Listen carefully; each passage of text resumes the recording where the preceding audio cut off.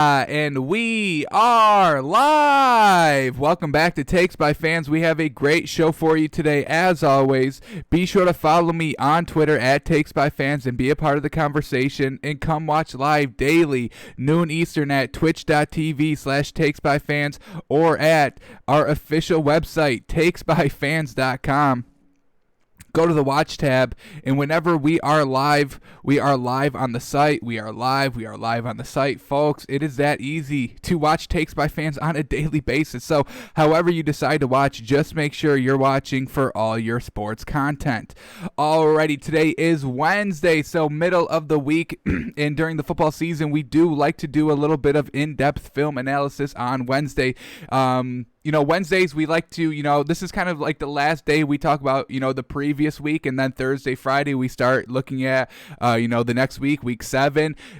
We guess the lines tomorrow, react to the lines, and then we have our official picks on Friday. So still not done, still not ready to talk about week 6 anymore. So we'll do our in-depth film review. We're going to be looking at the Bears-Panthers game, Bengals-Colts, Lions-Jags, Falcons-Vikings, Washington-Giants, Ravens, Eagles, Steelers, Browns, Texans, Titans, Broncos, Patriots, Green Bay, Tampa Bay.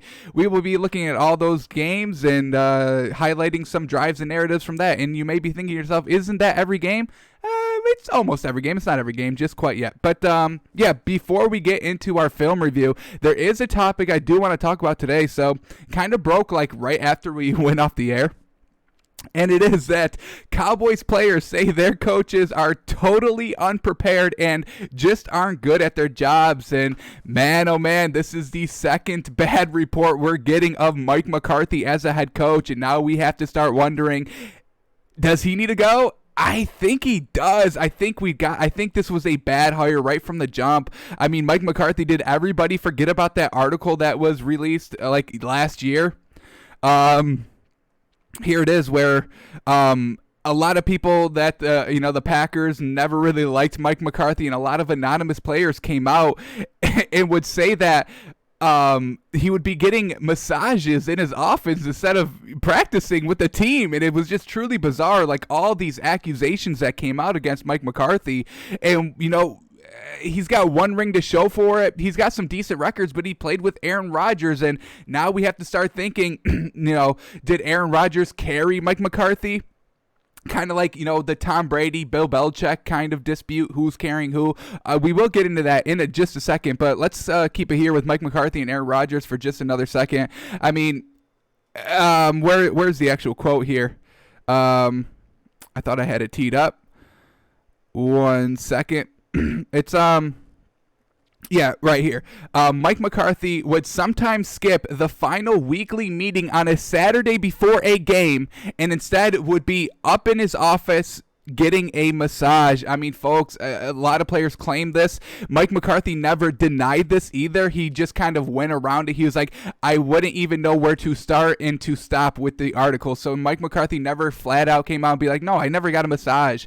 And there's a lot of people that were also coming out and was like, where is it? It's right here.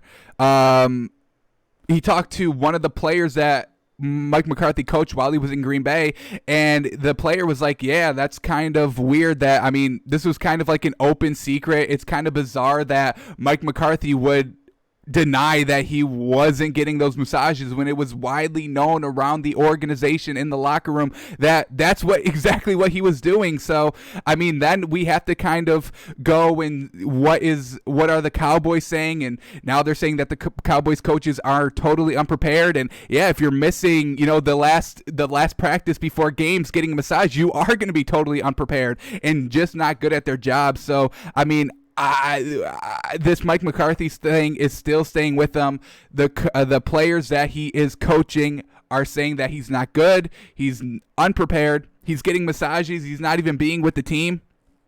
And then we get what Aaron Rodgers said about Mike McCarthy. Now, we really have to kind of take what Aaron Rodgers says as kind of fact. I don't want to say we have to blindly trust him, but if we're gonna decide, are we gonna trust words that are coming out of Aaron Rodgers' mouth, a potential GOAT, you can make the argument that he is the greatest quarterback of all time, or Mike McCarthy, who hasn't shown anything in his coaching career besides coaching, one of the best quarterbacks of all time. So, I mean, who are we gonna really kind of believe here? So Aaron Rodgers goes and says that, Mike has a low football IQ, and that it's one of the lowest IQs of any coach he had, if not the lowest IQ coach that Aaron Rodgers has ever had. So we really have to start taking all these quotes, these allegations.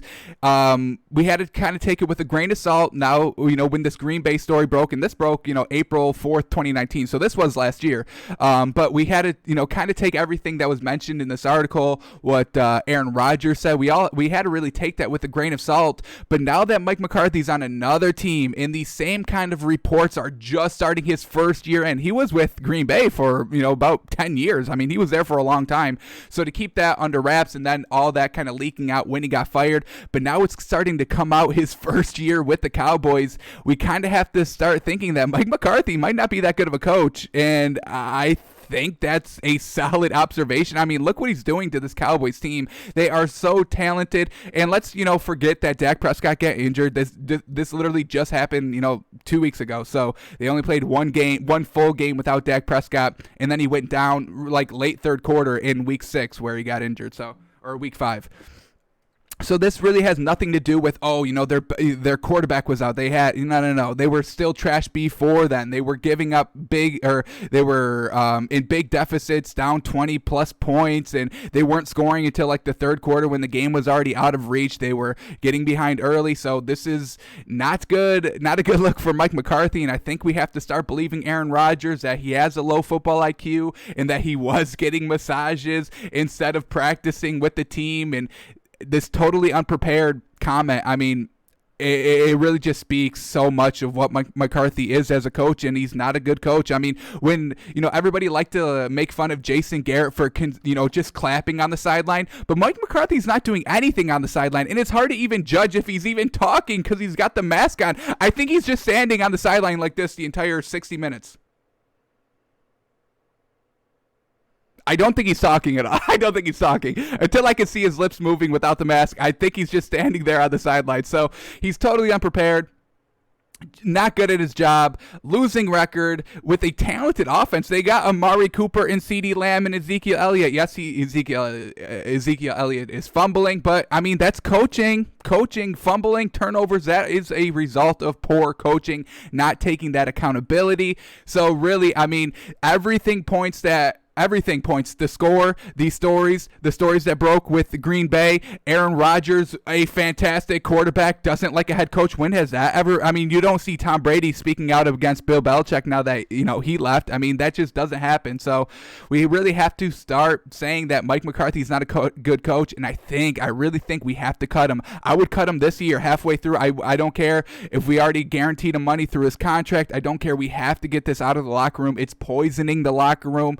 I mean, these reports are just coming out 6 weeks into his first season with the team. There's a lot of adversity that this team does have to overcome. Dak being out, the bad record, the poor defense. Yes, that all needs to kind of be, all those things are, definitely fueling these comments and these fires, but it's not a good look. He's got to go. If I was Jerry Jones, I would just cut it. I would cut it. I already knew. I already had like an idea, some rumors of what happened in Green Bay, and now I'm seeing in Dallas his first year. I've got to cut it loose because now it's starting to be all right. Those rumors are actually truths, and I'm not getting into a 10-year relationship with Mike McCarthy if he's just going to totally destroy the locker room, and we're going to have to rebuild and waste this talent that we do have on the offensive side of the ball.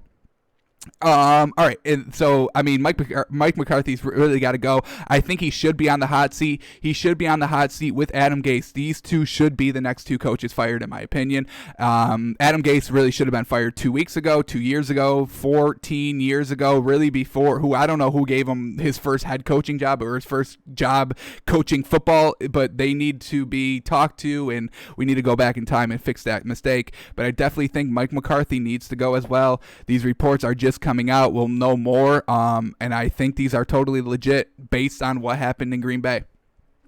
All right, and I do just want to, just put focus on how well that Bill Belichick is doing without, his best quarterback, Aaron or Tom Brady, having to bring in Cam Newton. Their defense is still good. The Patriots still really have a good shot of winning a game anytime. So, I mean, that just speaks to how well a good coach of Bill Belichick is compared to what Mike McCarthy is going through. That's just what I kind of want to highlight a little bit. Yeah, but that's it. Mike McCarthy, he's got to go. I'm looking forward to more comments coming out because Mike McCarthy being a coach and, getting massage, like when I first heard that he was just up in his office getting massages while practice was going on, that's just so funny to me. So I do kind of wish more comments would come about because I feel like this story is very deep and we're not being told everything that Mike McCarthy is doing wrong as a head coach. So we'll definitely keep an eye on this story, see if anything develops out of it. But I would cut the cord, Jerry. I would cut the cord on this man, and try to put in somebody else because now it's looking like Jason Garrett was actually not even close to part of the problem. He was actually a huge solution to this Cowboys team. So we will definitely keep an eye on this. All right, let's go into our in-depth film review, our main topic on our Wednesday show. We've got some good things to look at, so we'll jump right into it. Pretty stacked schedule.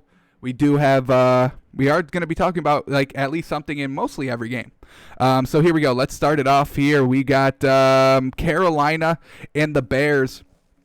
I want to look at because the Bears are 5-1. Their defense is absolutely good, but we want to keep tabs on Nick Foles. Is this going to be a team that we can kind of buy into, that we can bet and have good confidence betting them? So we got to keep tabs on Nick Foles. We've looked at him his past 2 games, and the accuracy really has not been there. So I do kind of want to look at, what do we got here? I want to look at this 10-play touchdown drive in the third quarter. It's later in the game, so, we're not having early game, jitters or miscues or anything like that. End of the third quarter, not really a close game. Defense is holding on very well. It's 14-6 or 13-6, whatever it is at this point, 13-6. So still kind of a close game. This touchdown drive is, putting them up by, what do we got, 2 scores. So this is a solid drive, 10 plays, 56 yards, 4.5 minutes. This is a solid drive. So hopefully we can learn something by watching Nick Foles play. This is what we are going to focus on while we watch this film is Nick Foles' accuracy. Is it looking good? Should we be buying this team? We already know the defense is good. They're holding teams. They're well below, 25 points, which is absolutely fantastic. But, they're barely squeezing out wins. I mean, they win by 7 here. Close game. So it's got to be just Nick Foles. So let's cue it up here. We'll start it off at 6 minutes and 13 seconds in the third quarter. Bears on the road. They end up getting the win, which is great. They're 5-1. Just can we start buying? Can we start buying Nick Foles? And I don't know if we can. So here we go. Matt Rule trying to coach something.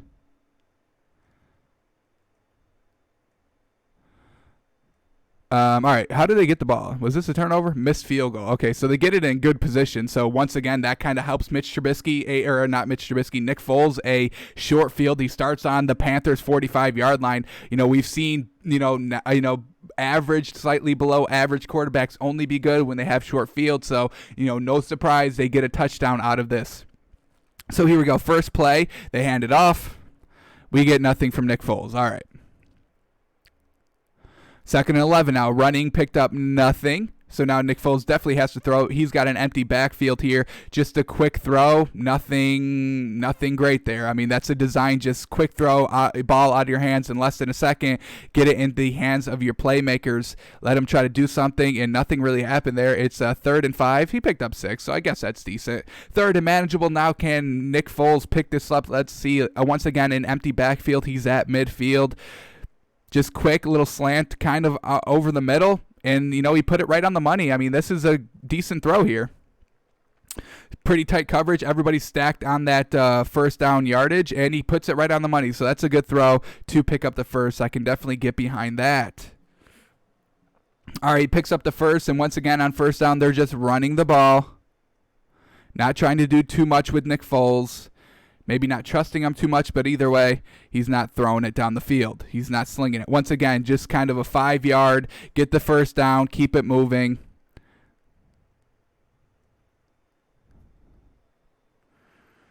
Nothing special so far. Here we go. There we go. A great ball. What a pass. Something more than 5 yards. Perfect. This is great. This is an absolute perfect pass. Great ball, found it in that soft spot of the zone, over the linebacker, before the corner. I mean, absolutely beautiful ball, and I can get behind that. That's something that Nick Foles does show. He can make that decent throw. We'll get it slowed down here. Nice little replay. But just to lob it just to get it in that soft spot of the zone. It's not an overly tight throw, but it's still a good throw. That's a solid pass in the league, and I can definitely respect that. All right, so they pick up the first and once again start running the ball, and he brings them down to the 1. So this run pass is really definitely working here. Do they give it to him? No, they say 1st and goal. Defense player got injured. Alrighty, here we go. Who do they trust the most? It's 3rd and goal from the 1. I would assume they would run the ball. No real reason to put Nick Foles in any sort of situation where he may turn over the ball. All right, he gets carted off. Truly unfortunate. Alrighty, 1st and goal, first play to try and punch this in for a touchdown. And the Bears are going to, I'm assuming they run it. And he gets stuffed right at the line. They may have even lost a yard. No push on the offensive line. Unfortunate. But, yeah, if I was Carolina, I'd be playing the rush all day. I'd let Nick Foles throw it down here. Shorter field. We may be able to create a turnover. I would definitely just press. I would blitz. I would just only play the run. I would die by the throw. But there it is. A rushing touchdown. How do they give up a rushing touchdown? They respected Nick Foles a little too much, in my opinion. But, overall, Nick Foles is looking okay. I liked what I saw on that drive. Nothing was downfield except that one pass that he completed for like 15 yards. But everything else was dink and dunk, 5 yards. They definitely took advantage of having a shorter field. A couple 3rd down conversions. Very good for Nick Foles to pick those up right on the money, right on the line. Got it to the line. Didn't throw it, a yard or two behind the line. Didn't try to, force it 50 yards down the field when you only need 5 yards. So definitely some good throws there. And that's what Nick Foles is. He's just a game manager. He's not going to go and win you the game by throwing the ball 40-plus times and putting up 40 points. That's not Nick Foles' game. Just a game manager. And, with the defense that they have, he can definitely do that. So, a decent drive there. Nothing spectacular, but, he didn't have a spectacular game. 23 completions for under 200 yards. That's dink and dunk. We saw a dink and dunk there. So, the film lines up perfectly with the stats. Nothing over the top. The defense just being truly solid, forcing 2 turnovers by Teddy Bridgewater, and that's kind of the game, truly. Interception leads to a touchdown. I think we already covered this, but the first interception by Teddy Bridgewater leads to a touchdown. The second turnover, they couldn't do anything with it because Nick Foles throws an interception, so... let's watch this, actually. Let's watch this one. Let's watch this Nick Foles interception. This was before the touchdown drive, so they ended up getting good field position. They got it on the 22-yard line in Carolina's territory, but then Nick Foles goes and throws the interception. So we get the touchdown and some good throws, but once again, the drive right before that, he throws the pick. So let's watch this. Get a better sense of Nick Foles. This is still the 3rd quarter. This is still him warmed up, not not early game jitters. Look at their position. They get it on the 22-yard line, folks, because of the turnover that the defense created. And then this is such a poor throw. This is like a rookie mistake throw. You're getting pressed, you're falling back, and you just throw it nonsensically. I mean, look at that ball. There was nobody even there. He just threw it up to throw it up. So that's definitely a rookie mistake. And if Nick Foles is still making those types of mistakes, I think I want to bail out. So I don't know. I don't think we can really buy into this Chicago team. Nick Foles isn't really showing us anything, folks. In the defense, yes, they're very good. That's the one silver lining of this Chicago team, but Nick Foles really just cannot get it done. This was his third game as the starter, and he's still not getting better. He's still making that interception mistake. He's still dinking and dunking while they have, Allen Robinson. I mean, I don't get it. I think we have to not buy the Bears. I don't think we can buy them this week, depending on who they play. They would need somebody very easy for me to like the Bears, but I can't trust Nick Foles. That's it. I can't trust him.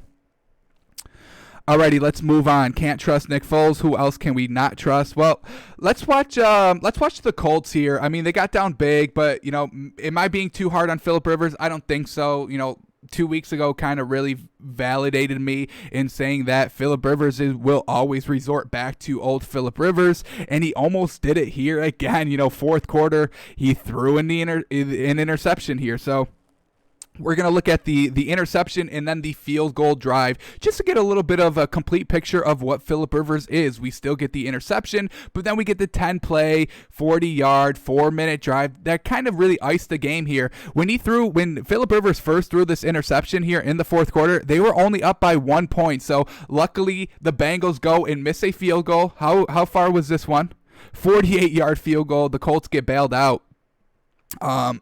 Bengals can't cash in any points off the turnover, and then Phillip Rivers goes and marches down the field decently to put up 3 to make it a 4-point touchdown game. And Joe Burrow just cannot, he doesn't have any, full season experiences. He hasn't developed his clutch gene just yet, and he throws an interception on a potentially game-winning drive on Indy's own 35-yard line. So they were driving there, but let's focus on Phillip Rivers.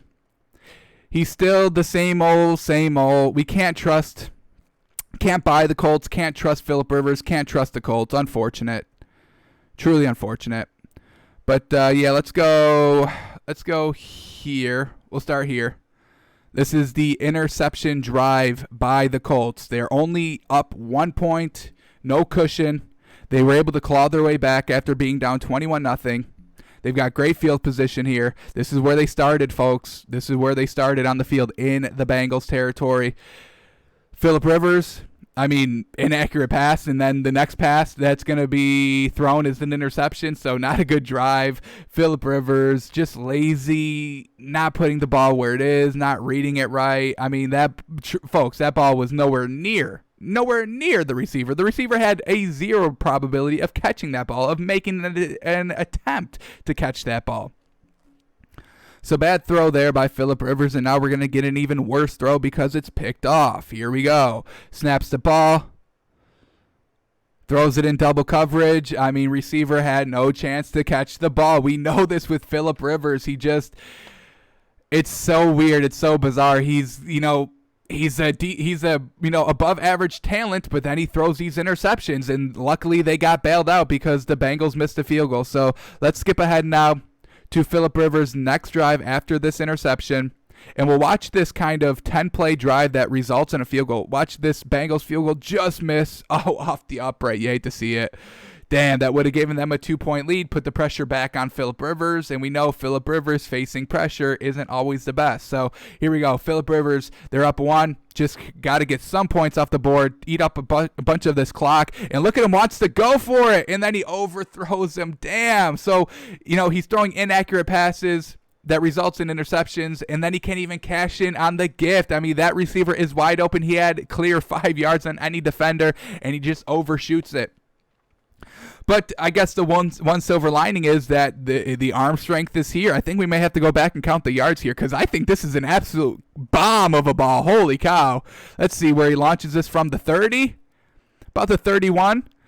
And then it goes all the way down to about the 12-yard line. Wow, that's 20 plus like 40. That's like 60 yards that Phillip Rivers just launched this ball. Absolutely incredible. So the arm strength is not the problem of Phillip Rivers. What is he, 35? So definitely not showing any signs of slowing down on the deep ball. Just absolutely bombed it. Holy cow, 60 yards. Wow. I'm impressed. I didn't think Phillip Rivers had it in him, to be honest. So that is definitely something that I can definitely buy into. Phillip Rivers, the arm is still there. Okay. All right. Now we're talking about something, right? Now we're doing something positive with Phillip Rivers. That arm is still an absolute cannon. All right, here we go. 2nd and 10 off the incomplete bomb. He's going to try and wind up again. Just a 1 yard hitch route. Nothing spectacular.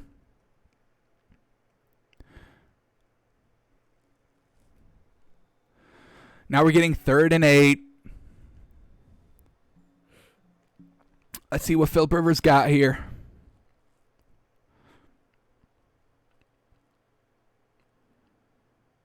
Wide open. I mean, he didn't throw that ball past the line of scrimmage. That ball was on the line of scrimmage, folks. So, I mean, this is kind of what we get from Phillip Rivers.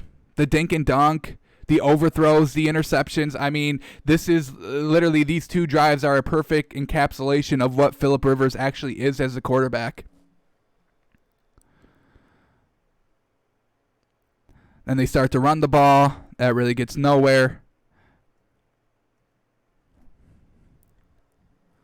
2nd and 9. Empty backfield. What do we got here from Phillip Rivers?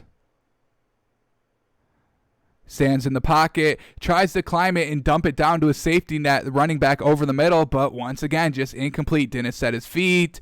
Threw it, on the run. Not planted. And he throws a duck. And they're not able to pick up a couple of yards. That would have made it probably 3rd and 5, 3rd and 4 possibly, but now we get 3rd and 9 because of inaccuracy by Phillip Rivers. And now imagine if they're down 2 in this situation where they have to get a field goal. Phillip Rivers would be even more of a wreck, more off target. But they're 6 of 9 for 3rd down conversions in the game up to this point. That's a great statistic, truthfully. That's why you win games. You continue the drives, and once again, Phillip Rivers is able to deliver the ball on 3rd and 9, kind of wide open to the tight end. Good old safety blanket that he's working with here.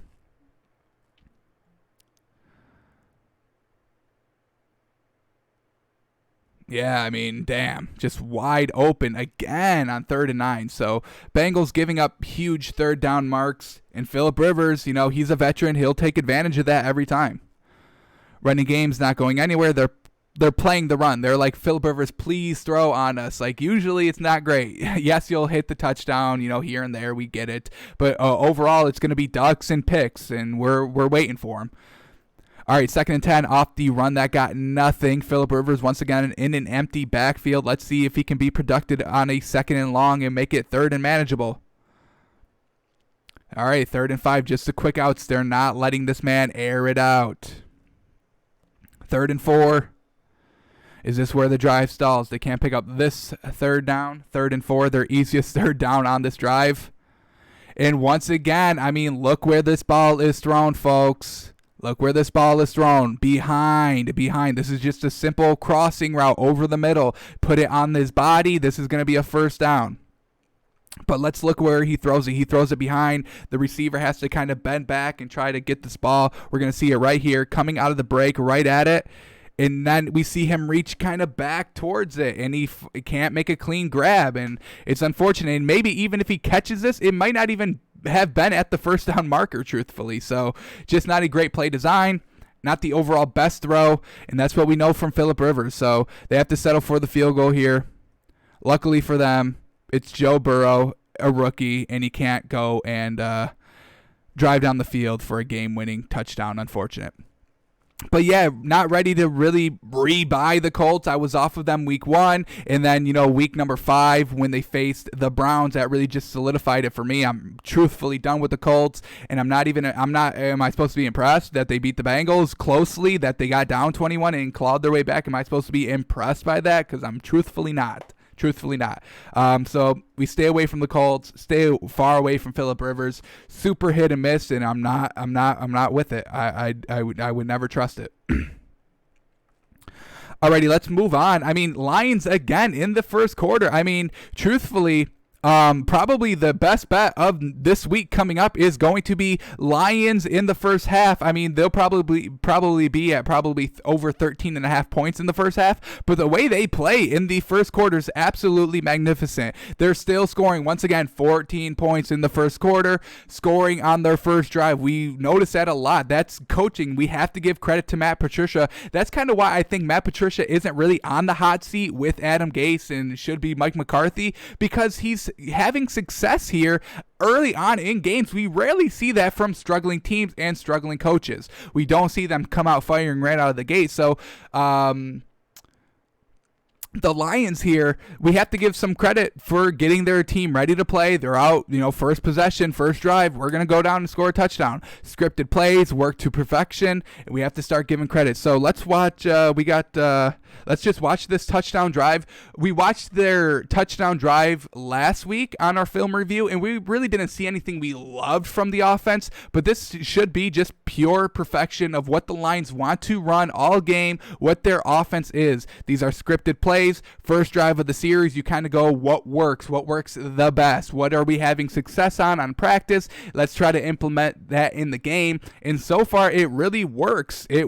Sometimes, somehow, they lose their kind of momentum after the first quarter. That's why they're 2-3. I mean, literally, if they just kind of play how they play in the first quarter throughout the entire game, this is a solid squad. So here we go. Let's watch the Lions here, 12:46, their first drive that results in a touchdown. We'll get a really kind of a good picture of what this Detroit Lions offense is wanting to look like off this first drive. So once again, a Lions first drive that results in a touchdown. Let's see what we get here. Should we be buying the Lions more? I don't think so, but maybe. We'll see what we learn here. Let's see what Matt Patricia has kind of scripted up here to get the Lions out to a hot start. Wow, and they start at the 50. Oh my goodness, great starting field position. You love to see it. You love to be on the receiving end of it. It looks like... Wow, we got a nice. It was a bad punt actually by the Jags. Not a good return by the Lions. Their punt only went 29 yards and got it to the 50. So bad punting, bad special teams there. So that we get a first down handoff there by the Lions. Very well done. They're rocking with Adrian Peterson, good veteran there. He's still got stuff left in the gas tank, folks. No doubt. Here we go. 2nd and 5. Play action. Matt Stafford.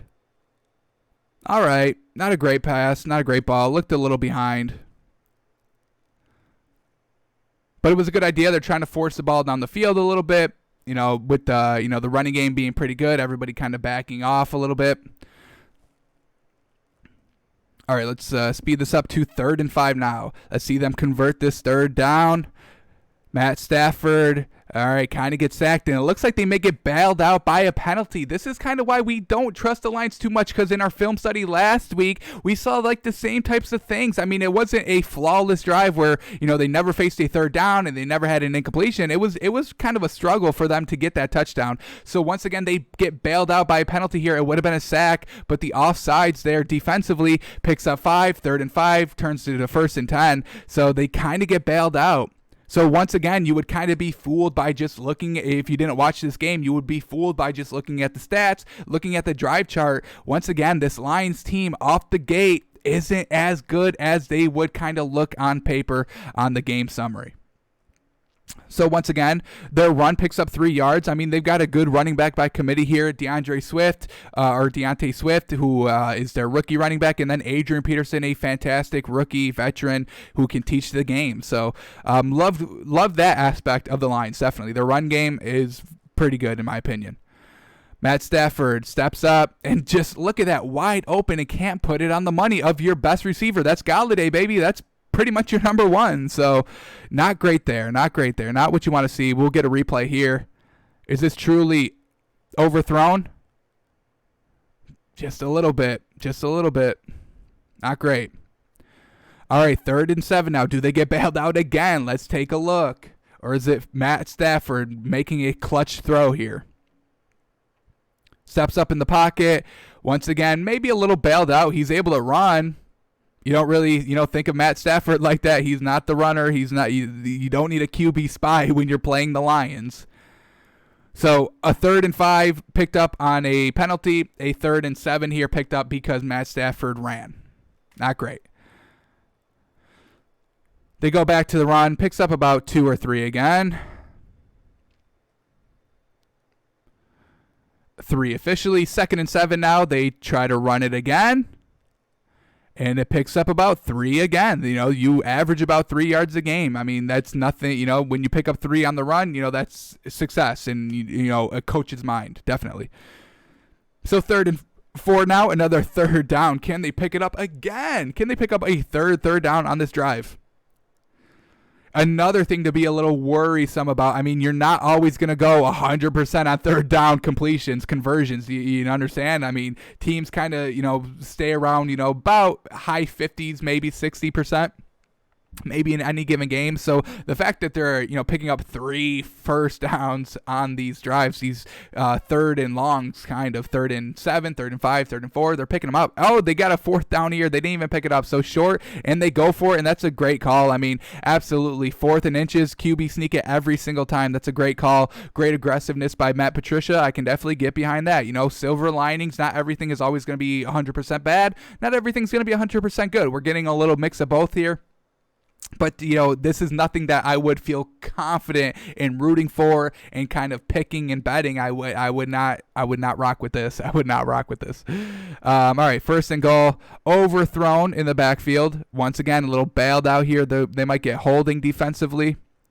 Pass interference. Yeah, he did have a hand on that arm. That's a decent call, but brings them, to the goal line because it happened in the end zone. You put the ball on the 1 yard line, let it work, and they rush it in for a touchdown. So that's the Lions, what they script up, what they want to be on offense, running and passing, good, healthy mix of both, but kind of got bailed out there a couple times on 3rd down. So can't put 100% that this was a flawless drive, that the Lions, they were looking sharp. Matt Stafford was, dishing dimes out, 10-yard dimes, 12-yard dimes here and there, good runs for 10 yards. They got good field position, started at the 50, couple of breaks.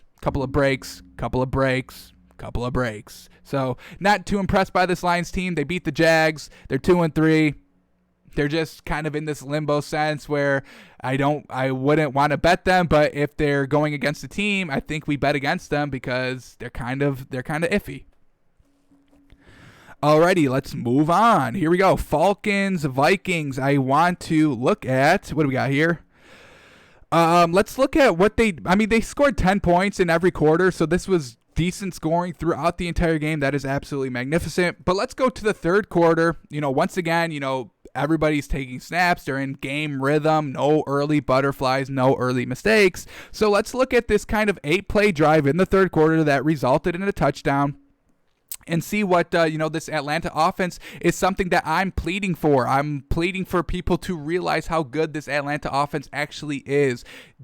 Take out their record, 0-5 coming into this game, 1-5 exiting this game. I mean, let's forget the record here. They've been putting up points. They have huge weapons. Julio Jones is back. I mean, Todd Gurley is actually having pretty good success here for, that just huge kind of debacle that he faced with the end of his Rams career. But he's definitely getting back into, what he is a fantastic rusher. So let's watch this Falcons offense, and then we'll watch Kirk Cousins interceptions because those are always fun to watch, right?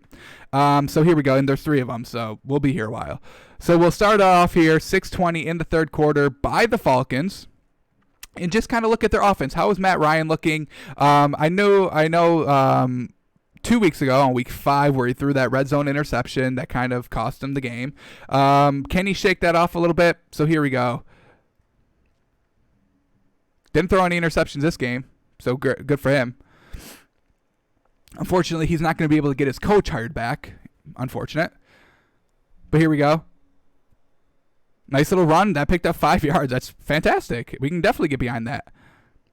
4 yards officially, but it looked at 5 to me. But here we go. 2nd and 6 now.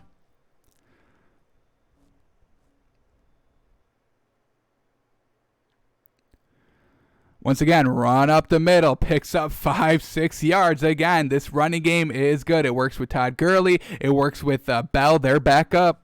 Fantastic. Not putting all the pressure on Matt Ryan, not putting all the pressure on these receivers. Have a good, healthy mix of run and pass, and, you'll usually be pretty good in the game. You'll march down the field because they have to play so many things. Can't be a one-trick pony in this league anymore.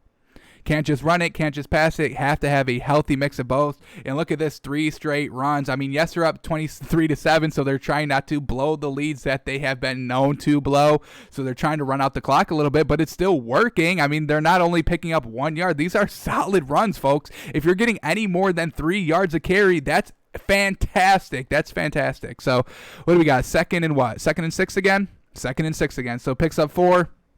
Sets up great. You can run, you can pass here. You can really do anything, as we saw them run on second down the last time.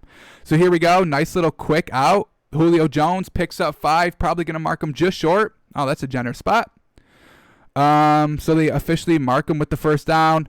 All right, Matt Ryan tried to set up a little screen there, it looked like, and it goes incomplete. So we'll continue to skip ahead. Here we go. 2nd and 10. The drive is still driving. Slowly but surely getting there.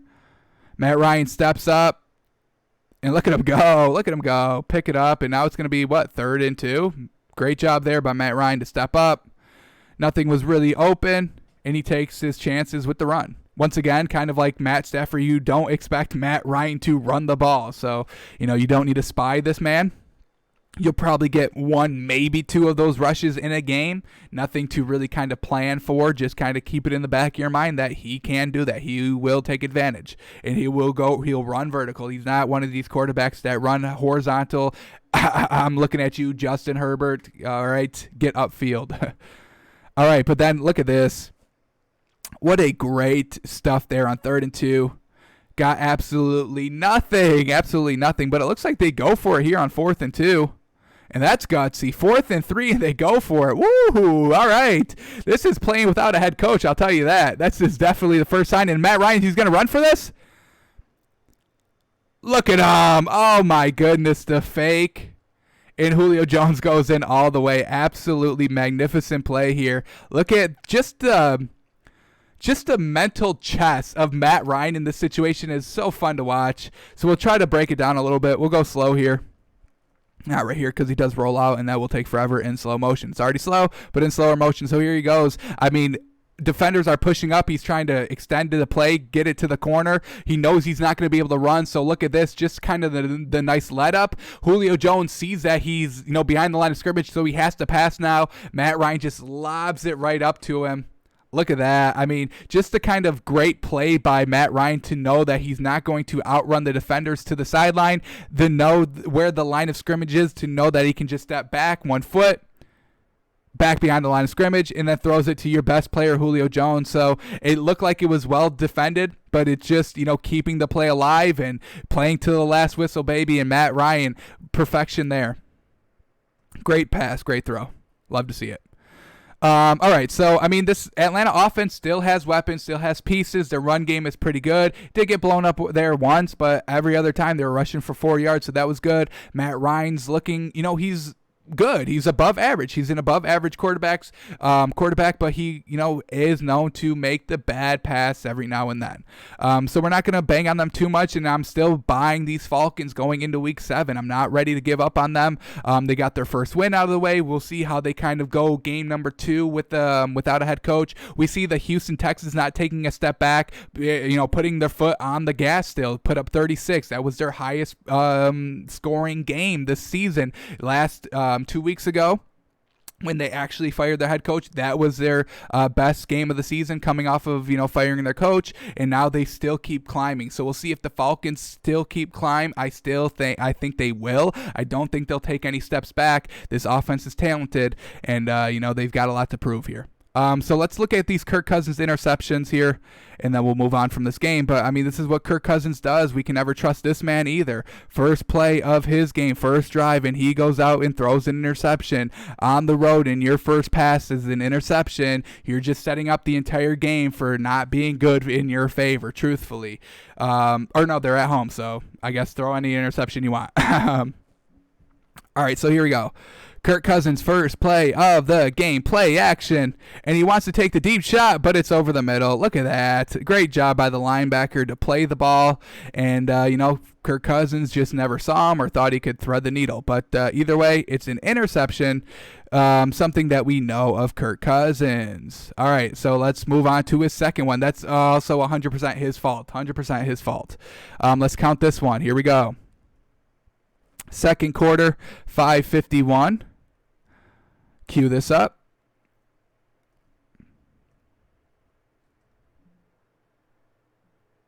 Here we go. 3rd and 9, down 10, still manageable game. You've only given up 10 points. Hey, no need to panic. We can go score a touchdown in this drive, make it a 3-point game, and everybody's hunky-dory.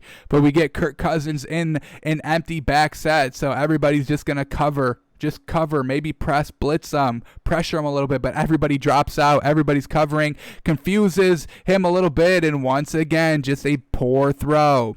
Great job there. I mean, this was very poor. Came out of his hands kind of, slow. I mean, no velocity really on this ball. It's low. The receiver wouldn't have caught that anyway.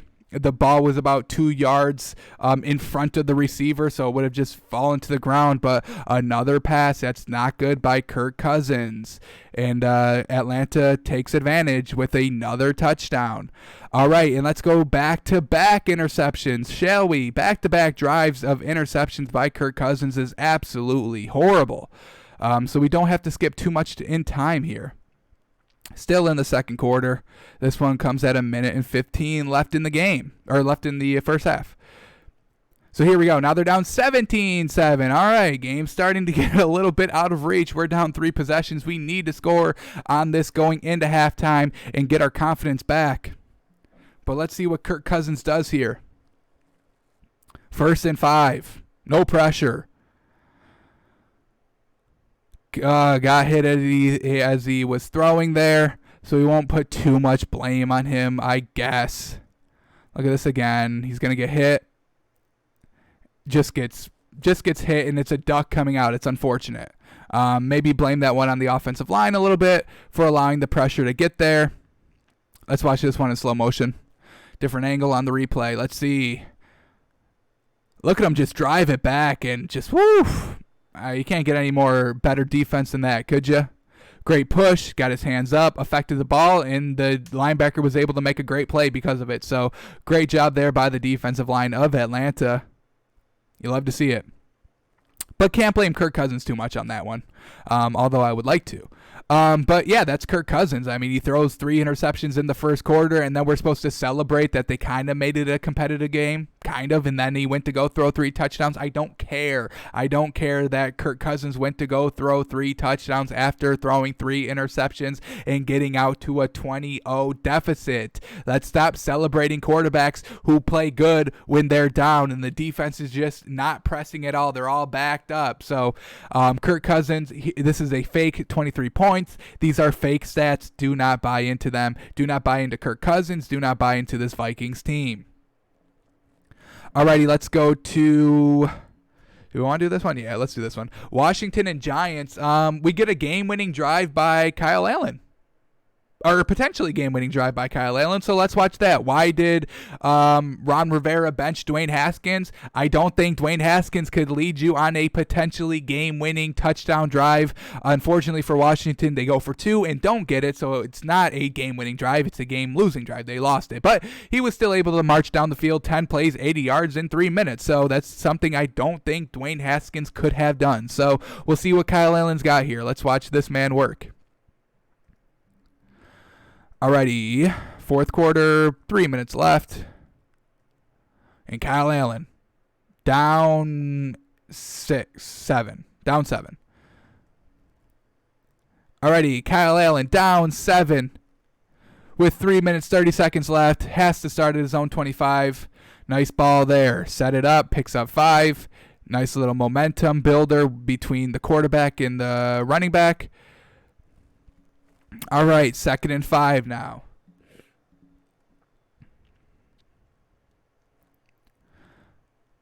Looks comfortable in the pocket. Delivered a decent ball. It just wasn't caught. I think that was. I don't think that ball was high. We'll see if we get another angle of this, another replay. Let's see if this ball is high. Little high, but you're throwing to a tight end. You expect him to be, pretty tall. You expect him to maybe jump a little bit, but that is a little bit of a high ball. Not going to put that on the receiver for not coming down with it. Especially with that clean pocket and all that time for Kyle Allen, he really needs to be delivering a good ball right on the money, right in the chest, right in the hands. But then he does this on 3rd and 5. This is a huge throw. Absolutely beautiful ball here. We'll see if we get a better angle of it. He's going to come right across the middle, and Kyle Allen puts enough air under this ball to kind of get it between those two defenders. Might we get a good angle here? Yeah, just right over that outstretched arm of the linebacker. So well done there by Kyle Allen to pick up 3rd and 5 and throwing right over the middle. Usually dangerous to do that, but Kyle Allen has the confidence in his arm to do that. False start backs him up 5. So now we get 1st and 15. Drops back, just dumps it right over the middle. Simple crossing routes. Just build up that confidence, pick up that 5, get that penalty yardage back, making, the rest of this drive easier. But once again, it's going to be 2-minute warning or we get a penalty. Looks to be 2-minute warning. Alrighty. So here we go. 2nd and 10 now. Still down 7, still trying to drive. Once again, just a nice crossing route. Makes it 3rd and 7 a little bit more manageable. This is 4-down territory, so you can pick up 2-3 yards of play and still feel good about it because you've got 4 downs. Got to get a touchdown here. If you don't get the touchdown, you lose the game. So great ball there by Kyle Allen and great speed by the running back there to kind of just break it open a little bit more. Once again, just shallow routes, taking what the defense is giving you. The Giants are backing off. They're not pressing. They don't need anything beat behind them. So Kyle Allen is just dinking and dunking his way down the field.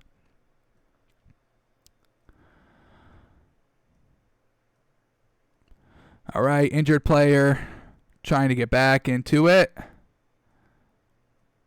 Alrighty, 2nd and 4 now on the 30. A minute left. Washington is still down 7. Kyle Allen. Oh, man. Giants read this one almost perfectly, and Kyle Allen may have escaped here with a completion. Let's watch this real quick. We're going to get a linebacker here kind of drop out in coverage a little bit because he knows everybody's just crossing, so we get 51 here. Tries to read the route, and just an inch off. That was very close to being tipped, truly. But well done by Kyle Allen to deliver the ball. It's a completion, so we have to treat it as such. That's a good ball. It's a good ball. In the reality we live in, that is a good ball because it is a completion. Alrighty, so still running up to the line. This quick offense, getting to the line, getting set. Good, great job there. And then that's the tip. When you're getting the ball out of your hands quickly, just over the middle, they're kind of short balls. You're not putting a lot of air under them, so the defensive line can come up and bat the ball down. So, the defense is just getting used to these quick throws, and he's able to get his hands up and tip the ball out. So 2nd and 10 now. 2 timeouts for Washington, so really everything is in play. You can still run the ball. You can still throw it in the middle of the field, but he's going to take a deep shot, and look at this. Oh, baby. Oh, baby. You throw everything dink and dunk, and then that opens up the deep ball. This is going to be about a 30-yard ball, baby, and it's absolutely thrown to perfection. The touch on this ball is perfect. Look at him go. Gets it right over the defender. The receiver was able to kind of create about, 2 yards from the defender. Kyle Allen puts it beautifully on the money, lobs it right over the defender, right in the hands of the receiver, and you can't get any better than that. So well done by Kyle Allen. Can Dwayne Haskins make that pass? We have seen him make that pass, but in clutch time, down 7, 40 seconds left on a drive, can he make the throw? We haven't seen it. So Kyle Allen, he steps up big time, makes this, and now they're going to try and go for the win here. So let's see what we get on the 2-point conversion. What a ball. What a ball. Well done, Kyle Allen. You may have bought me a little bit. I may be buying Washington coming into week 7 because of that ball. Maybe. We'll see. We'll see who their matchup is. All right, so now they're going to go for the 2-point attempt here. I've got no issues whatsoever in this situation. If you want to win it now when you have the chance, I had the opportunity. If I go into overtime, I may not even be able to possess the ball. But right now, we're down 1. We're 2 yards away. We're looking hot. Kyle Allen just delivered the best ball of the entire game. We're going to rock with the hot hand right now before it cools off. I love the 2-point conversion attempt. Be aggressive. You're 1-4. You're facing an 0-5 team. Do you really want to drag this game out any longer than it has to be? So absolutely no problems with Ron Rivera going for it here. I endorse it. I think it's smart. You have the chance to go and win the game now. I had the chance. I take the chance to win the game now. Let's see if the play call is a good play call. Let's see if the execution is good. What happened here? Why did this play not succeed? We know it doesn't because Washington lost. So here we go. 2-point conversion. They trust Kyle Allen to make the throw. You love to see it. Maybe try to just run it at that point. Tries to do too much and just stutters. So you get the good and bad with Kyle Allen here. Let's slow this one down because there is a lot to kind of dissect. Is anything open for him to kind of squeeze the ball into? It's going to be a tight pass regardless because there's 12 yards to work with between the back of the end zone and the line of scrimmage. So not a long field. Let's see if anything's open. He starts to run. Can he have, just kind of committed to it? He kind of bails out. Could that have been open? So here we go. We'll slow it down a little bit, waiting for the ball to be snapped. So here we go. They trust Kyle Allen to throw the ball. That's a good sign. Looks like nothing's open right here. Maybe quick, but that's closing quick. That's not open. Back corner end zone's not open. Front goal line is not open. Now here is where you just have to go and make the run. This defender is following the receiver. These two linebackers, this one's a defensive lineman. He's going to be slow. Yeah, you got this kind of speedy linebacker here, but maybe you try to chase him to the corner and try to execute it there, but he's going to bail out. I think you may be able to kind of challenge him. If you just go big and bully your way, you maybe could have. I don't like you hesitating and now you're backpedaling and trying to throw and you're getting, blown up by two defensive linemen. I think the best play in this situation would have been if he's not going to throw it, to try and take this linebacker to the corner. It's hard to tell if he would have been able to make it. It would have been real close. But maybe if he gets a lucky hit, nice shoulder, beef it up a little bit, could pound his way into the end zone. But well done by the Giants. They really covered all the receivers, and they had a nice little spy in the middle of the field to stop that Kyle Allen run. So well done by the Giants defense. And then Kyle Allen, he delivers a great ball, and then you live and die by Kyle Allen. Kyle Allen taketh, and Kyle Allen taketh away. What was it? Giveth away. Not entirely sure what I'm saying, but it goes along something of those lines. So not really sure how I want to believe in Kyle Allen. Looked okay. A lot of dink and dunk. That's what we know of Kyle Allen. But just a good ball is a good ball, and every quarterback has some good balls every now and then. Okay, all right, let's move on to Ravens-Eagles. All we are going to be looking at is the Eagles' first quarter drives that all resulted in 3 and outs. I'm over the narrative that, the Eagles are good and they're losing these close games. They're not. They're losing these games in the first quarter every single time. They're not able to move the ball at all. 3 and out, 3 and out, 3 and out, fumble.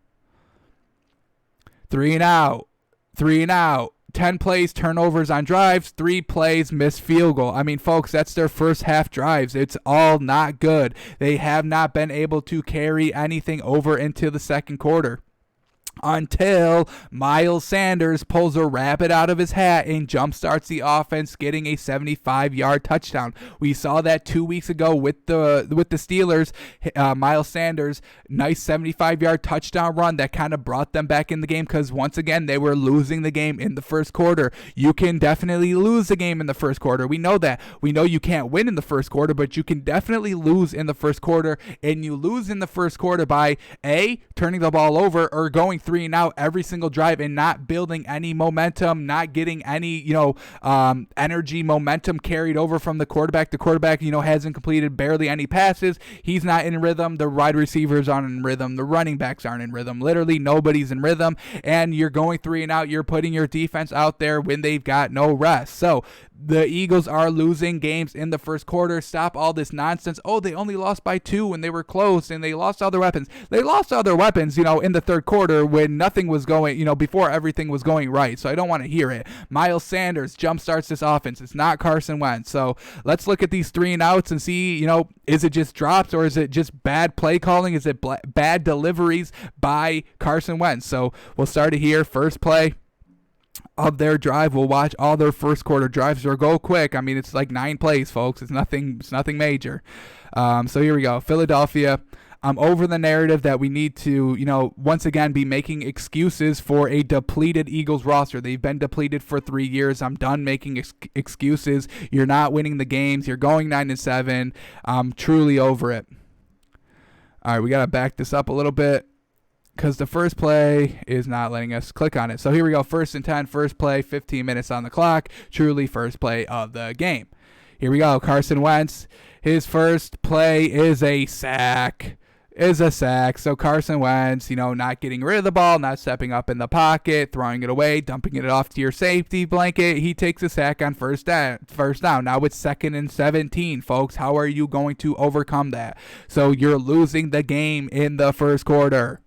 I'm telling y'all, this Eagles team is not good. Stop making excuses. That's all I see on SportsCenter. Oh, they've got no weapons. They need to be, this Eagles team would be fine if they had weapons. Yeah, every team would be fine if they had weapons. How can you win? Then they try to set up screen here. It gets blown up. I mean, they're just going back. So now it's going to be, 3rd and 20? 3rd and 22? Absolutely, you're not converting this. No way. If you get bailed out by a penalty, but there's no way you're picking this up naturally. Here we go. Carson Wentz, he tries to. I'll give him credit. Wow. Okay. All right. Maybe I've been speaking a little blasphemous of Carson Wentz, because that's a beautiful ball. That should have been caught. Wow. Up until this point, I mean, the sack is Carson Wentz's fault. You can't blame him on the setup screen. The guy just erased off the rip.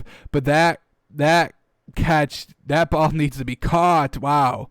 Let's see if we get another angle of this, because we kind of get it from the back. We need to see this from the front, because he should have caught this. Wow. Just runs right by him. I give Carson Wentz all the credit for trying to pick it up, not just a classic 3rd and 22 play where you just dump it off. That needs to be caught. Wow. That's a beautiful ball. All right, maybe I forgive Carson Wentz a little bit. Not too much, because he still took the sack on first down, but alrighty, here we go. Their second drive of the game. Eagles' second drive, and they started with a penalty, a false start. So once again, playing behind the sticks. Not good. Alrighty, they're already down 7-0. Carson Wentz has to have something on this drive. Got to start getting into the game here. 1st and 15, the run goes nowhere. Miles Sanders will only rip off one 75-yard run a game. That's all he does. Here we go. 2nd and 15. They try to run it again, and it gets stuffed again. Picked up 3 yards. Not even. Maybe even 2. 2 yards officially. So 3rd and 13 now. We know Carson Wentz has no trouble airing it out. Let's see what they do on this one.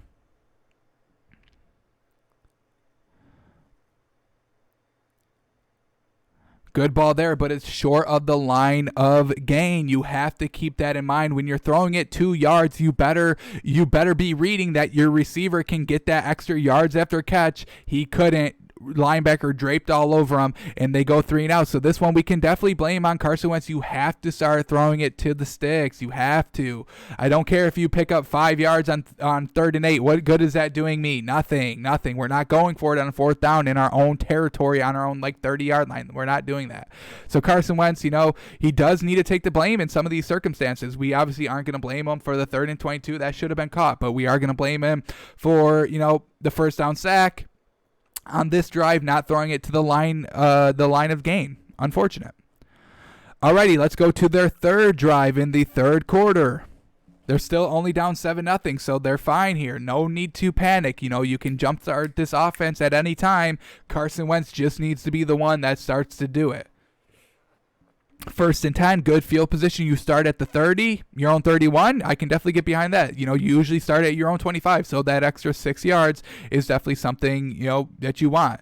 1st down, they run the ball and it picks up good yards. Now we're gonna see 2nd and 6 that he tries to throw over the middle, and once again maybe just a little too out front, not right on the money. Let's see if we get another angle of this. Here we go. Zach Ertz is just going to cross right over the middle. And look at, the ball's just out of reach. Just out of reach. Just put it on him. He's wide open. You can put it on him and no chance of an interception or a breakup. But you throw it out in front. Now it's 3rd and 6. Carson Wentz is losing the game for the Eagles in the first quarter, folks. The defense is holding Baltimore to only 7. That's pretty good. On 2 possessions. That's not bad. Hitting a 50% rate. Then he takes the one-on-one matchup.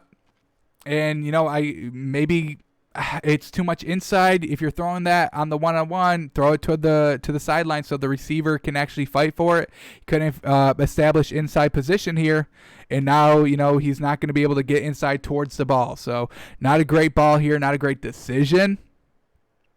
If you're going to put it up one-on-one, have your chance, give your receiver a chance at the ball. He doesn't here. And, they go 3 and out again. All right, here we go. What do we got? Is that their last one in the first quarter? Then we get a fumble here. So they're still only down 7-0. And once again, they're on the 30-yard line, still in the first quarter. Still, hey, it's 7-0. Go out and tie up the game. Let's get let's get our offense rolling here.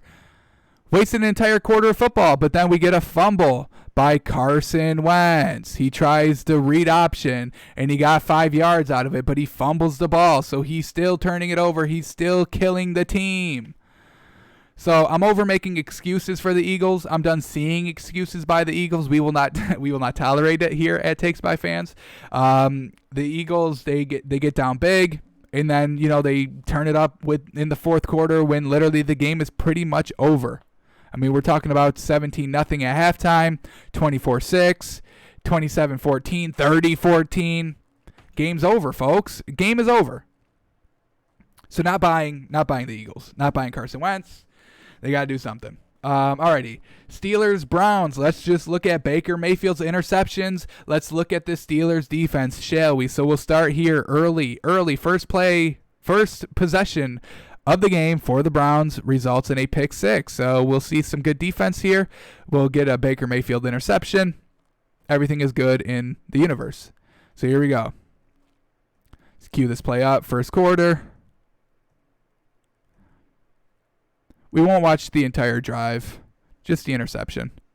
3rd and 3. You're only down 3-0. No pressure. Baker Mayfield. Look at him, just does not see the safety. That's Minka Fitzpatrick, baby. He's all over the field. Come on, you got to account for him. He will be everywhere and nowhere at the same time. Look at him go. Just jump this route. Baker Mayfield tries to go over the middle. Here we go.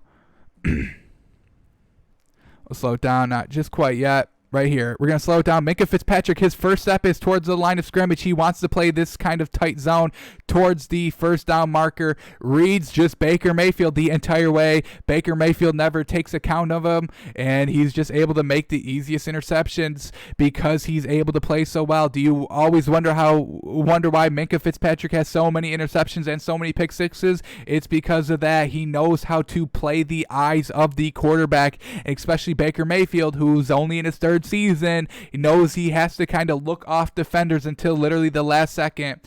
He doesn't do it here, and he throws the pick 6. So well done by the Steelers defense. That's why I buy them. That's why I highly favor this team. This team has the best defense. Minka Fitzpatrick, I think, in my opinion, is the best defensive player in any team.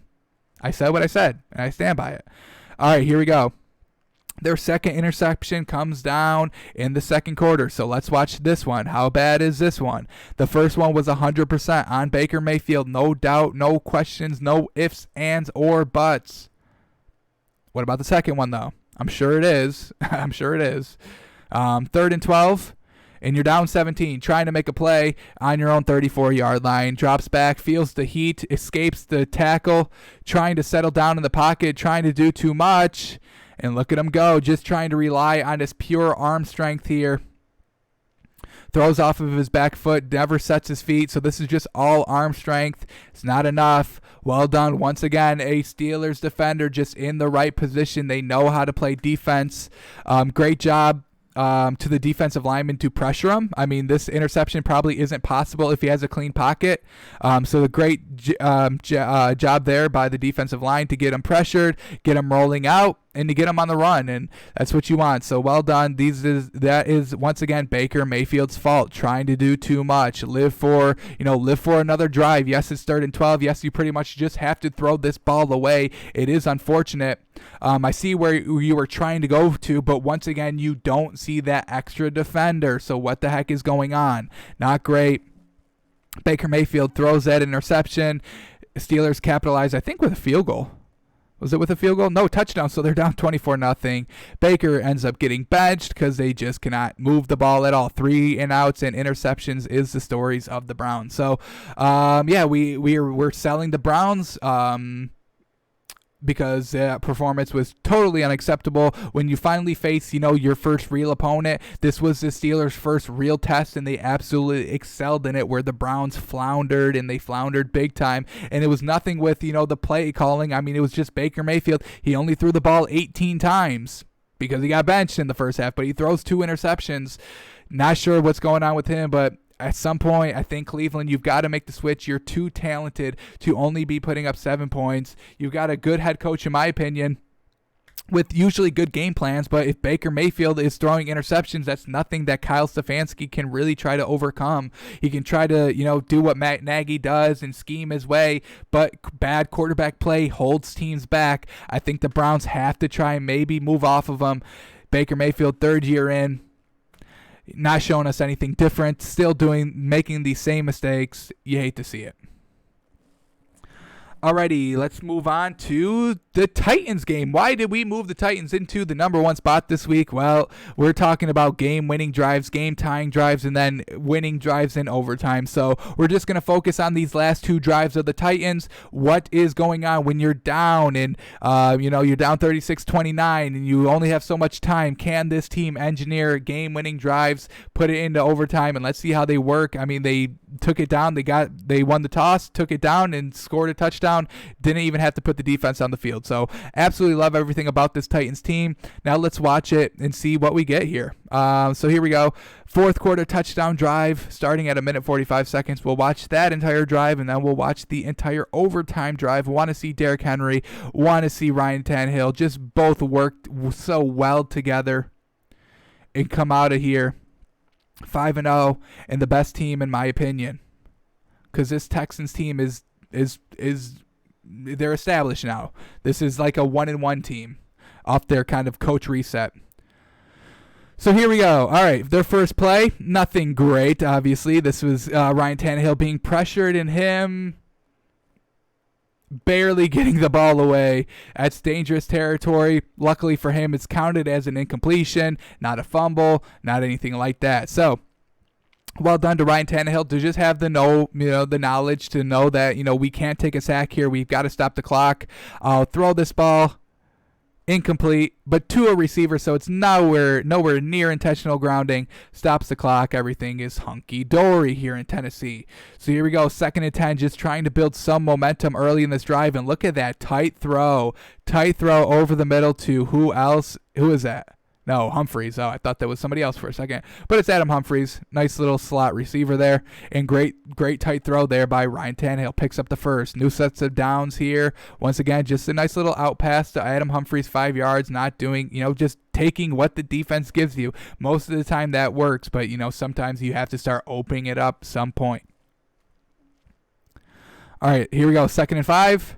Ryan Tannehill stands strong all day to get the ball there, and it works. 5 yards, nothing, Tennessee or Houston is playing back a little bit, not pressing anything. Once again, just dump it off to your tight end and let the magic work. Picked up a ton of yards there. Driving the ball, 43 seconds left, 1 timeout. Everything is kosher here in Tennessee. They're all cool, calm, collected. Is that going to be caught? It is caught, but it's inbounds, and they take a timeout. Very well done by Vrabel, Mike Vrabel there. Great coaching, great coach, one of the best coaches in the league. Well done to take the timeout at that point. I would have done the same thing. While I was watching this game live, I was like, hey, I know you got to call the timeout in that situation, and they do. So, great call there. Now they're at the 25, 36 seconds left. I mean, you could still, really everything is still in play here. No real big time constraints, 36 seconds, and you're, already basically in the red zone. So, yeah, that ball over the middle, that's a good pass, and it's tight. It's a tight throw to make, and Ryan Tannehill puts it right on the money. So, that accuracy is great. Now, with 25 seconds left, they spike it here, or they run a play. They get a timeout by Houston. Alrighty, so Ryan Tannehill in the red zone with 23 seconds left. He doesn't turn the ball over in this area, folks. A nice little dump off. Let's just pick it up. I mean, we've got the time. We can just run up and spike it. We're only going 10 yards down the field. There's only 20 yards of the field left, so nobody's, down 50 yards. They have to kind of hustle all the way back, and they don't even spike it. They just take the play, and Ryan Tannehill takes a one-on-one matchup with maybe his best receiver and just goes with it. Look at this. Just a great ball. Just a great ball. Maybe it's deflected if the defender plays it, but you go to your best receiver. This is what he's there for. Corner end zone, touchdown pass, game time, game on the line, game-winning drive, no time really left on the clock. You love to see A.J. Brown, their best receiver. So here we go. We'll get a better angle of this ball. Maybe a little it's just a good ball. It's a good 50-50 ball. Outside. Maybe you could throw it a little bit higher because, A.J. Brown is tall. I think he's like 6'2". So you could throw it a little higher. But, the defender didn't get his head around, and it's just an easy grab. That's a great one-on-one ball. You trust your best receiver. He did kind of get up. So maybe, that's a good ball. This is a good ball by Ryan Tannehill, truthfully. Yes, I'm definitely behind it. Well done. So what a drive there by Ryan Tannehill, the dink and dunk down the field, and then when you've got your chance, you take your chances.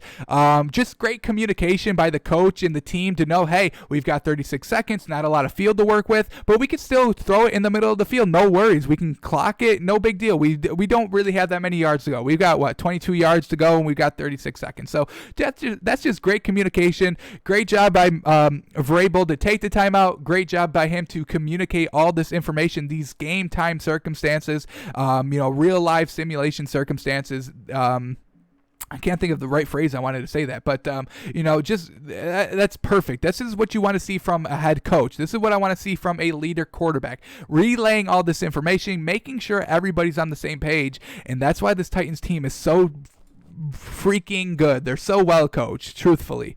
So that's the game tying drive. Now let's watch the game-winning drive. They get the ball in overtime, and they say, just hold on, because we're going to take this all the way to the bank. Defense, you can, get on, you can go home now. We've got it from here.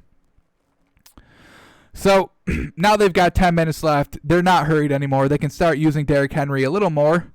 2 yards there on the first run, but that's what Derrick Henry does. He's punishing you. He's a physical running back. He wants to punch you in the mouth.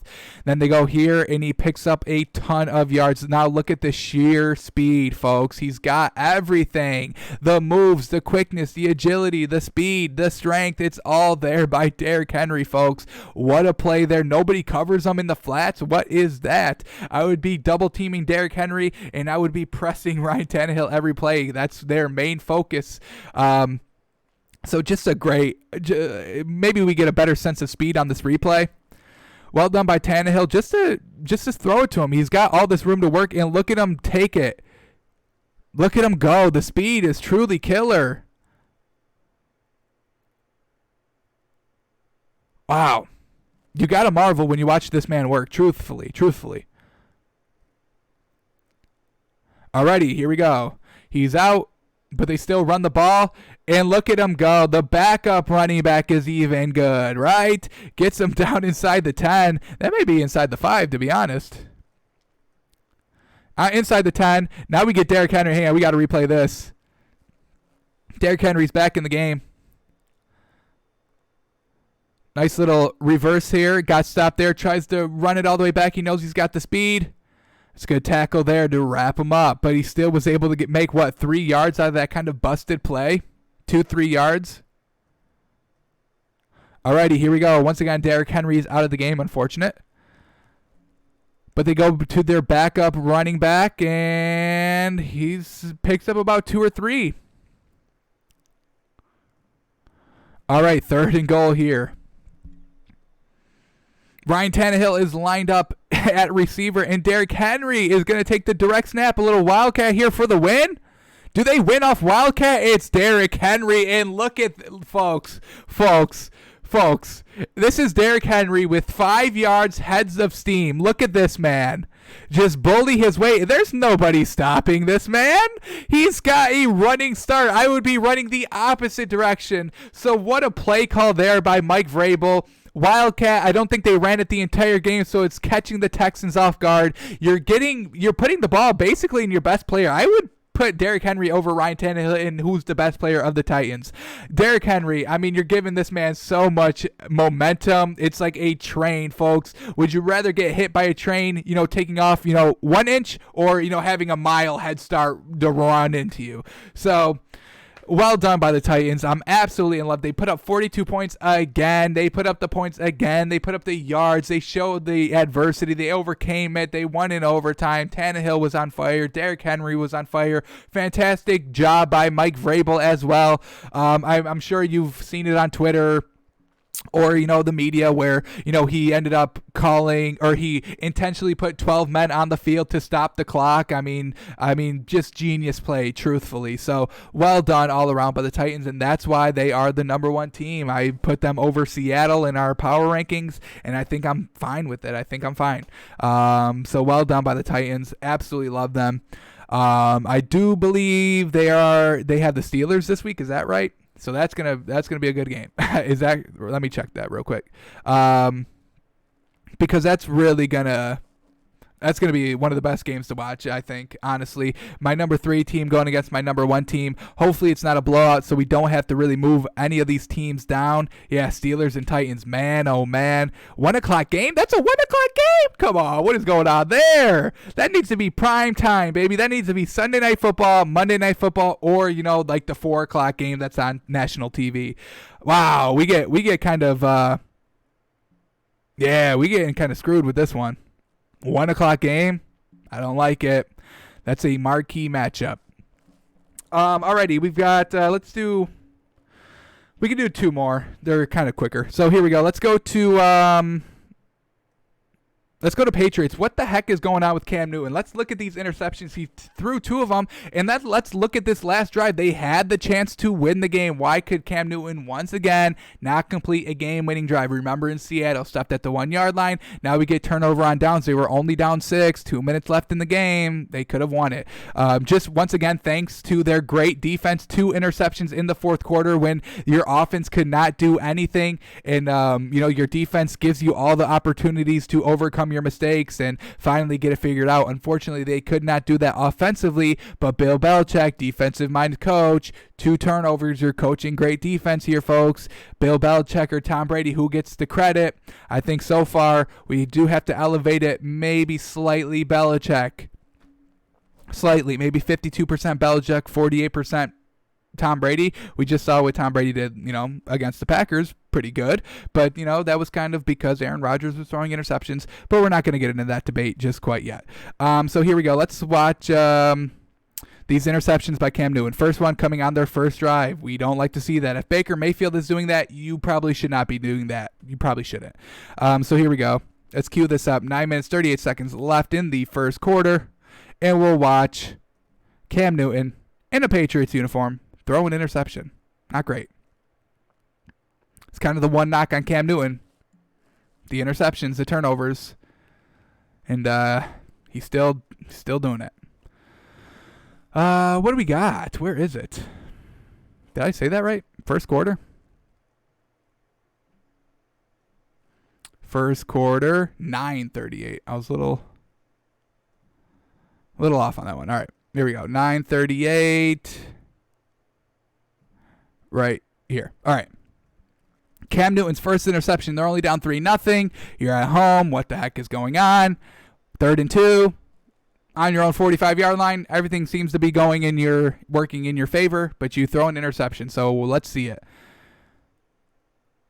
Batted down. All right, so it looks like just kind of like a setup screen. Quick ball out to get it to your running back here. And it just gets kind of blown up. So not 100% on Cam Newton. Just gets tipped up. Unfortunate. Alrighty, let's look at his second interception, though, which came in the third quarter. Let's see if this one's his fault. 37 seconds left in the third quarter.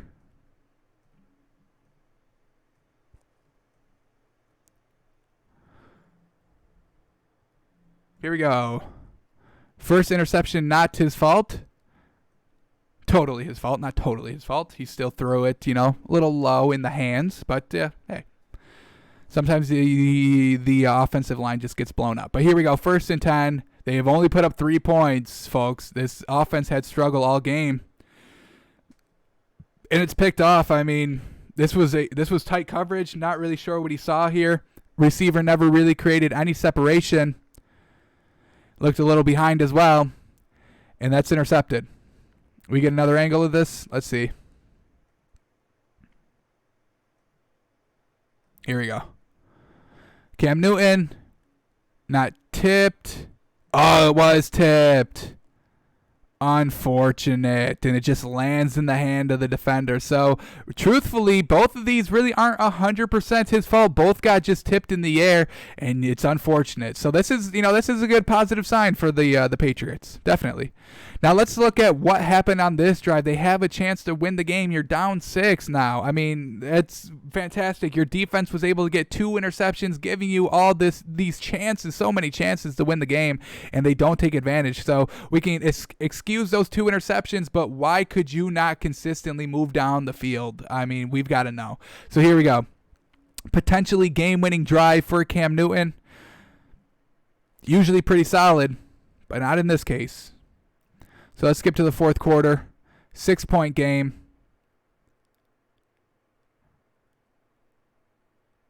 Here we go.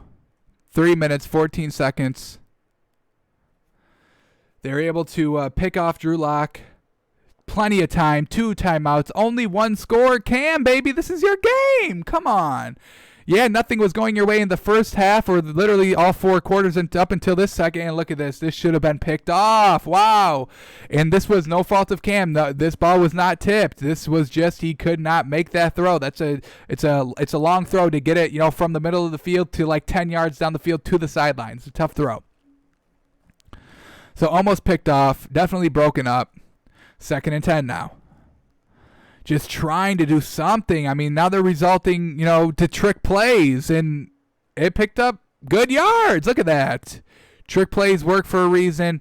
When you're off, you can't rely on your quarterback to do it. You've got to just try to figure out other ways. Bill Belichick trying. Josh McDaniels trying. The double pass. And they ended up getting 20 yards on the play, so good call there. Oh, boy. Hang on. Let's go back here. All right. Coming off the trick play. Now they're at the 50. Cam Newton's going to want to unload here all the way. He wants it all. Just once again, not the best accurate throw downfield. He drifted it inside. Your receiver was able to get separation about a couple yards from the defender. You put that, right on the money, direct straight line overhead. That's a catch, but you try to put it inside, and we don't get any replays of these. I mean, these are bad balls, folks. We need to see clear evidence of it. How unfortunate. You know what? I'm going to break out the coach's film. Should be up. Today's Wednesday. Let's see if the coach's film was up. Here we go. We'll see how bad this ball is actually thrown here. All right, here it is. Is this the play? It's just going to air it out downfield? No. This was the play after.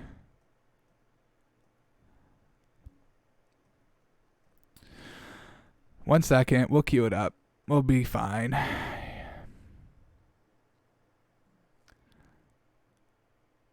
All right, we got to go here. All righty. The one lone fan in the stands. All righty, here we go. The big bomb by Cam Newton, that is off. Let's watch it. He's going to throw this one inside. You throw this, the double move gets him. He got him beat, but he throws it inside. You see the receiver at the very last second just start drifting. Can we get a better angle? Here we go. We'll get a good look here. We'll slow it down a little bit as well when it gets to that point. So the double move, Cam Newton's going to release the ball. The receiver's got at least 2 yards on the defender. He throws it, but it's just too much inside. We're going to see the receiver just start to slowly drift inside. The defender can just try to make a play on it because he's able to recover the 2 yards. That because he's going inside, he's got the angle. That's on Cam Newton, folks. That's on Cam Newton. Alrighty, let's get back here. All right, so 2nd and 10 off the miss bomb. Let's see what happens now. Cam Newton, show us something. Come on, man. Quick little out, picks up 5, 6. Makes it 3rd and manageable. I can get behind that. 3rd and 4. A run it on 3rd and 4, and it's oh man, just a yard short, but almost had a good call there. 4th and 1. We get a little spoiler there, but it's going to be Cam Newton, QB sneak. Come on, that's the easiest play in the book, baby. Cam Newton's obviously going to pick up that. All right, here we go. 2-minute warning, I believe.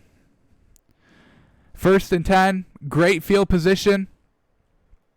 Here we go, down 6. Cam, go win the game. Please win the game. Come on. Let's see.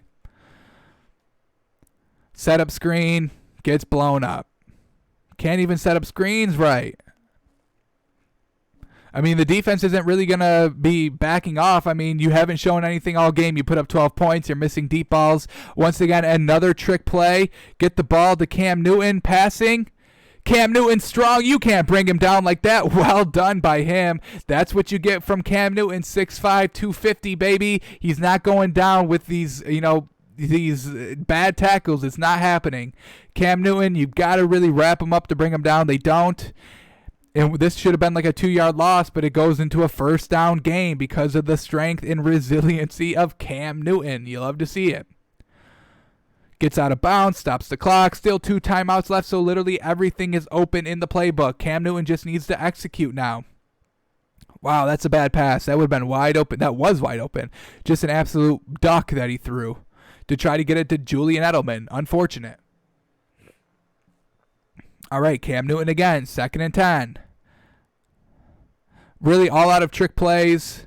They're not going to fall for it anymore, and he takes the sack. Not great. Have to burn a timeout, lose it down, lose all those yards. Now we get 3rd and 16. Not great. A swing pass again. That's all we've been seeing. Trick play or just swing pass, cross route over the middle, nothing deep. Cam Newton's deep ball accuracy is shown that it's not there. They pick up 6. It's 4th and 10 now, 4th and manageable. But what would give me any hope that he would make this throw? I mean, he hasn't shown it literally at all this game or in this drive by itself. So here we go, 4th and 10, game on the line. They're going to bring the blitz. Cam Newton gets the ball out, and it's miscommunication. Bad throw. But it's turnover on downs, and Cam Newton just couldn't make the pass. He couldn't step up in the pocket. It got collapsed. Let's watch it in another replay here. Both safeties just coming in, blitzing hard. Can't step up in the pocket, just has to rely on arm strength to get it there. Just inaccurate. Not great by Cam Newton, not a great game by him. But well done by the Patriots defense. That's the one big silver lining here. They hold them to only 18 points. They have a chance to go and win the game, and they just don't, and it's unfortunate. We'll see how Cam Newton looks. Those interceptions weren't his fault, really. Got tipped, both of them. But still, he wasn't able to move the ball down the field. 17 completions for only 157 yards, folks. That's truly not going to get it done. So, unfortunate. Alrighty, that's all we've got today. In our hopefully we did learn a couple of things. We learned that we still can't trust the Lions somehow because their drives really don't look good. They just score in the first half somehow. They've been doing it consistently in the first quarter and their first drives. Still loving this Falcons offense. I'm not ready to give it up. Washington, Kyle Allen is showing hit or miss. I mean, don't really know why they made the switch. I truthfully don't. Dwayne Haskins is officially ruined and he will never work in the NFL. You hate to see it. What do we got? Eagles, we still don't buy them. I'm so over the excuses, super over the excuses. Steelers love their defense. Titans love them all together. And the Patriots, Cam Newton just had a bad game. Defense was doing its job, but Cam Newton really just could not deliver that game. So we'll see if this is a trend going forward. But, he missed the game. He had COVID, first game back. We'll try to give him the benefit of the doubt a little bit here. So we'll see what he does this week. And maybe we have to sell them, but maybe we buy them back. We'll see what they do this week. But that is going to do it for us today. Thanks for coming out. Thanks for watching. We'll be back tomorrow when we start to look at Week 7. What are the matchups? What are the lines? Are we on par with Vegas? We're going to be looking to, make a splash this week. So, we'll be back noon Eastern tomorrow, twitch.tv/takesbyfans, takesbyfans.com/watch, however you decide to watch. But we'll be back tomorrow, noon Eastern, talking about Week 7. Be sure to follow me on Twitter, @takesbyfans, to be a part of the conversation. Let me know what you guys think. And we will see you tomorrow, noon Eastern, folks. Alrighty. We're